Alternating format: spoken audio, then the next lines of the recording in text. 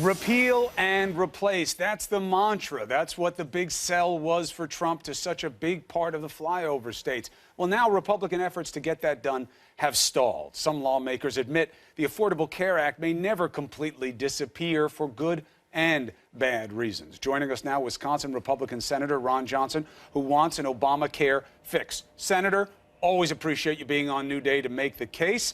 Morning, Chris. Is this a simple question of reality? That yes, the AC has problems. The AC-8 always had problems that needed to be addressed, that weren't addressed.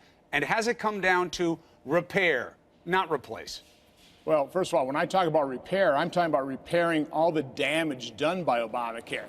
Obamacare has created this enormous mess, this big mess, and I'm trying to fix that big mess. I don't think Obamacare is fixable, quite honestly.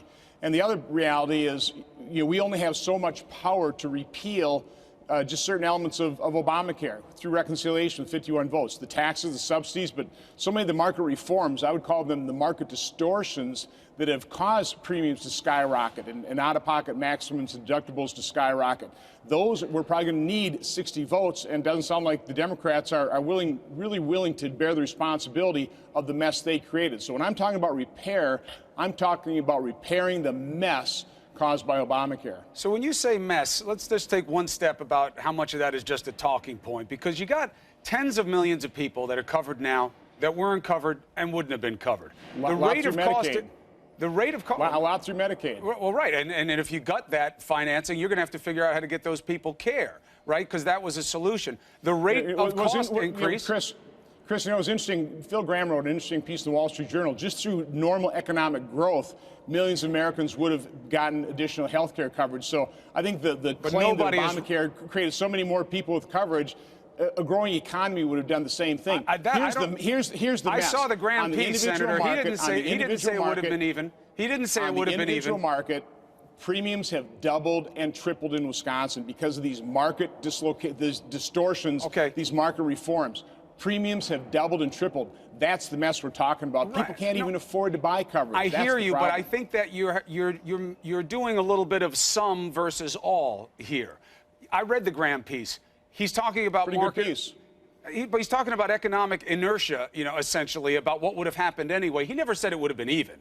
He said that there were forces economically in play anyway, but those are temporary forces. And again, it wasn't an equivalency. Second of all, yes, there are premiums going up. There are good reasons and bad reasons for that, but they're not going up for everybody. You're talking about 0.05% of the population, about 1.7 million families. Way too many, has to be fixed. But this notion that all of it is a mess, that nobody's got better care, that nobody's gotten better costs, that's not true. Do you have to be more realistic about the politics to get anything done?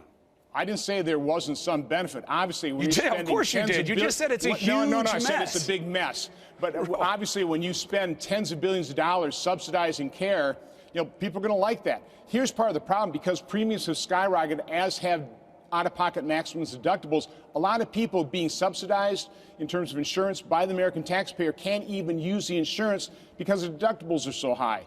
So on an individual basis, there's been a lot of harm done. People like Gina Sell, who was a mom working a part-time job, had to quit her part-time job in Wisconsin, go to full-time to pay for her $8,000 per year premium increase. That's the kind of harm. Absolutely. That's the big mess that's been created here. And Chris, we didn't have to remake the insurance markets. We didn't have to create this mess, cause premiums to skyrocket to take care of the uninsured. There was a lot simpler way of doing it.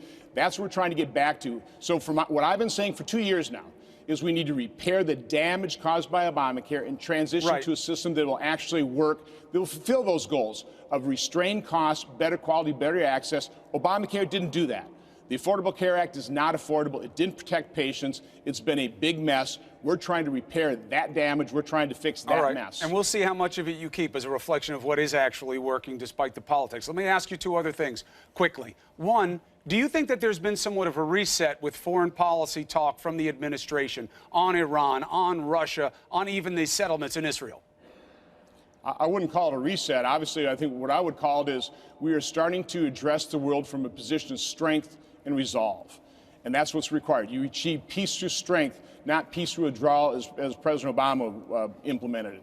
So it's first about becoming economically strong so we can stop hollowing out our military, make our military strong, actually have a commitment to defeating ISIS, securing our border. This is a position of strength, and that's certainly what President Trump is conveying right now. You were in Israel. You say there's a lesson about wall and border security that you learned there that we need to take back here. Israel was had a real problem with illegal immigrants coming in from the southern border, about 16,000 in 1 year.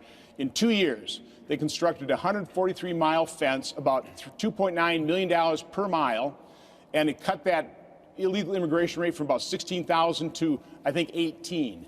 Cut it by 99%. Fencing walls work. And so we need to learn the lessons from Israel. They are under a constant state of threat of terrorism. They've dealt with it pretty effectively. We need to learn those lessons. Do you think it was just the wall that they put up, or do you think it was all the attendant changes they made into screening and their opportunities that they provided for people who were coming across to try to limit the need to sneak in? Well, on the southern border, it was the fence. Within the whole of Israel, they've done all kinds of things in terms of security, cybersecurity at their airports, all kinds of different layered security measures. We need to do the same thing here, but fencing and walls work, particularly when they're constructed in the right areas and in the right way. And in conjunction with other policies. Senator, Absolutely. I always appreciate you being in. You always make the case in beautiful fashion. Appreciate you being on the Have a great day. You too. Allison.